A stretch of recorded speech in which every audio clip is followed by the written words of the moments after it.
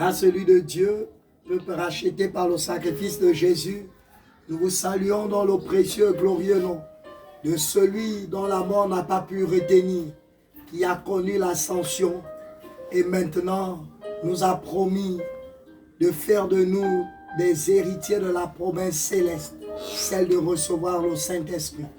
Que la paix du Seigneur soit avec vous. Alléluia, évangéliste. Recevez la faveur de Christ et les bienfaits du sacrifice de l'œuvre de la croix. Alléluia, docteur. Shalom à nos internautes. Alléluia.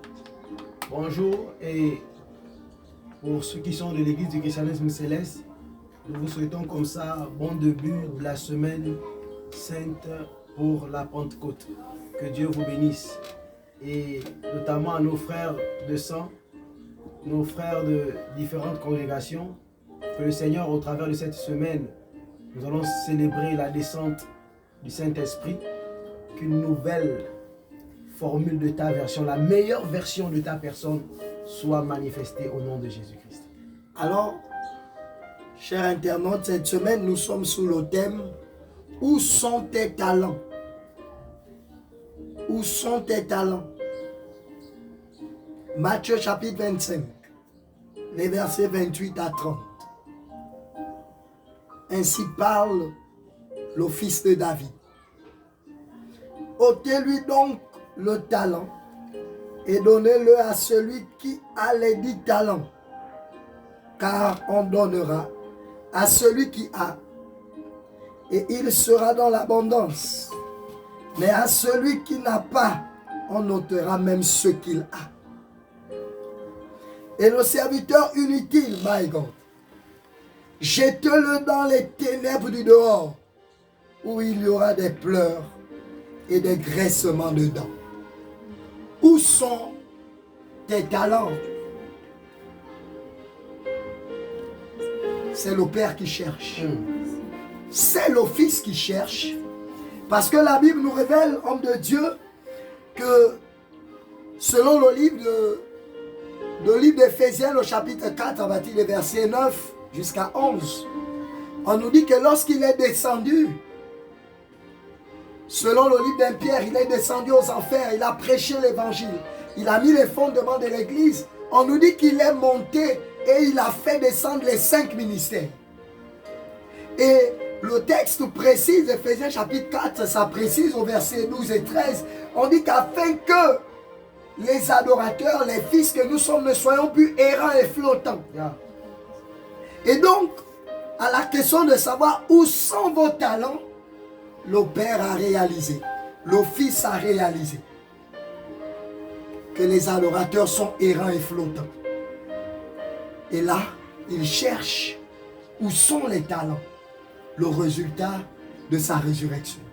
Évangéliste. Oui, docteur. Frère dans le sang, j'aimerais t'inviter à prendre ce thème comme une annonce de révolution pour cette génération. Comment? Car en ce temps de la fin où nous vivons, l'Apocalypse, il est de droit, il est normal de savoir quel est réellement ton talent, quelle est réellement la partition que tu joues pour la part de notre Seigneur Jésus-Christ. Eh bien, je vais rester dans le livre d'Éphésiens, le chapitre 4, mais à ces versets 1 et 2. Ici, Paul parle et déclare, moi, je vous exhorte, moi, Paul, moi, n'est-ce pas, fils de Dieu vivant, moi qui ai rencontré Jésus-Christ, je vous exhorte à être des prisonniers. My God, ce mot me dérange.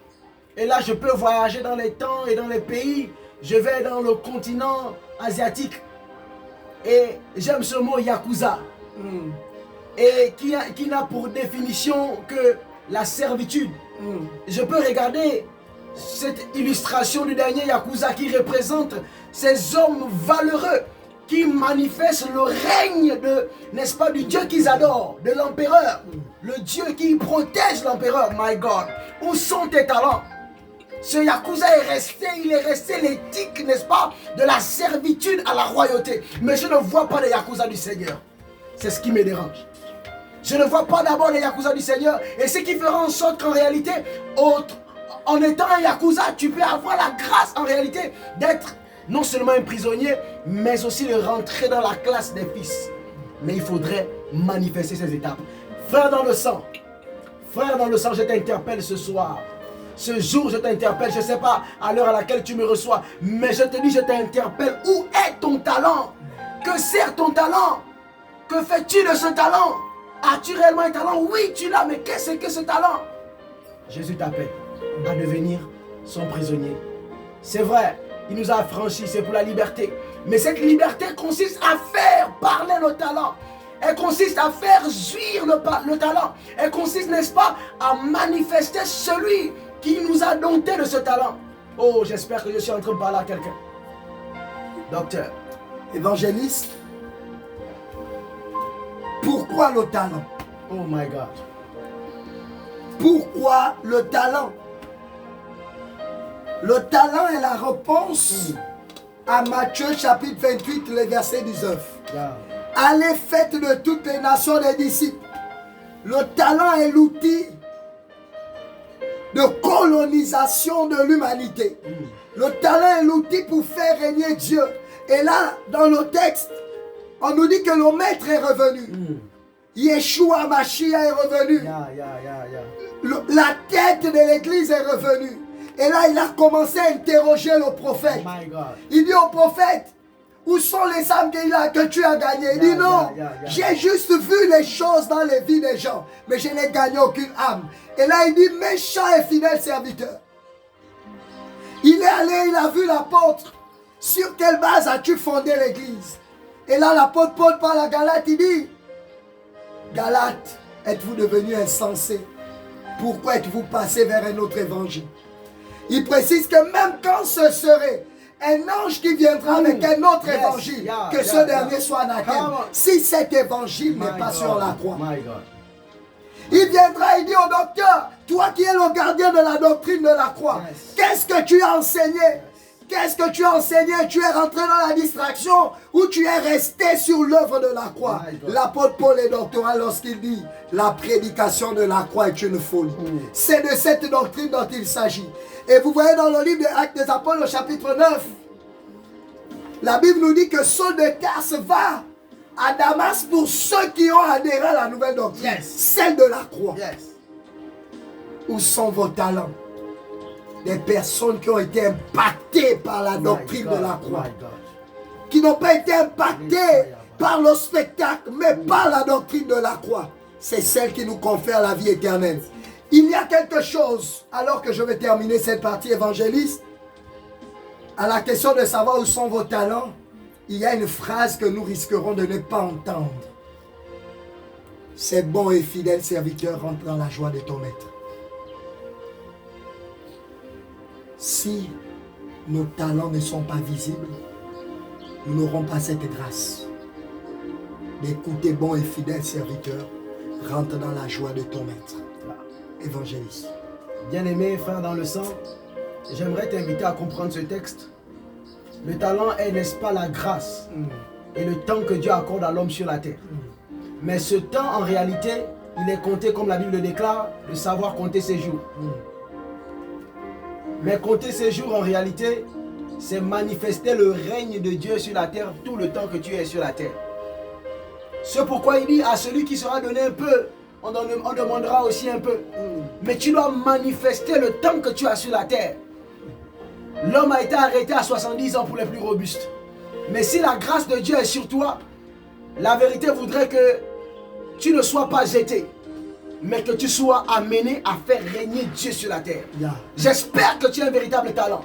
J'espère que ton talent manifeste le règne de Dieu afin de démontrer la puissance de Jésus-Christ. Frère dans le sang, viens à Jésus. Viens à Jésus. C'est qu'il dit le dernier verset, il dit ceci. Il dit ceci. Et le serviteur inutile sera jeté. Je n'aimerais pas que tu sois jeté. L'évangile de Jésus-Christ ne doit pas être jeté par toi. Il t'a donné un temps sur la terre pour impacter, pour démontrer, pour matérialiser, pour faire régner et pour démontrer au monde qu'il ne peut pas exister sans Dieu. Sans Jésus, ce n'est pas possible. Fais régner Dieu par ton talent. Fais régner Jésus par ton talent. Ne sois pas cette personne qui, secondement, fera pleurer Jésus. Non, non, je refuse d'être cette personne. Je veux que tu sèches ses larmes. Je veux que tu sois cette personne au travers de ce talent qui sèche les larmes de Jésus, qui se glorifie, qui dira que oui, prenez ces talents-là et donnez-lui à celui qui a travaillé. Parce qu'en réalité, il a manifesté le prix du temps. Le temps, comme les Anglais le disent, time is money, ça a été de l'argent pour toi, l'argent pour Christ, parce que ce temps a procuré des âmes à Jésus. Frère dans le sang, nous sommes dans le temps apocalyptique. Il est vrai qu'on vous a toujours annoncé, et certains prédicateurs le disent, Jésus reviendra, il reviendra. Mais je t'envoie, bien-aimé, à relire le texte. Jésus est déjà arrivé. Son retour a déjà été fait dans toute sa gloire. En cette semaine de Pentecôte, matérialise, forge ton talent et que la grâce de Dieu te soit localisée, afin que quand cette question te sera posée, il puisse te contribuer, il puisse contribuer à ce que tu as manifesté pour sa gloire, au nom de Jésus.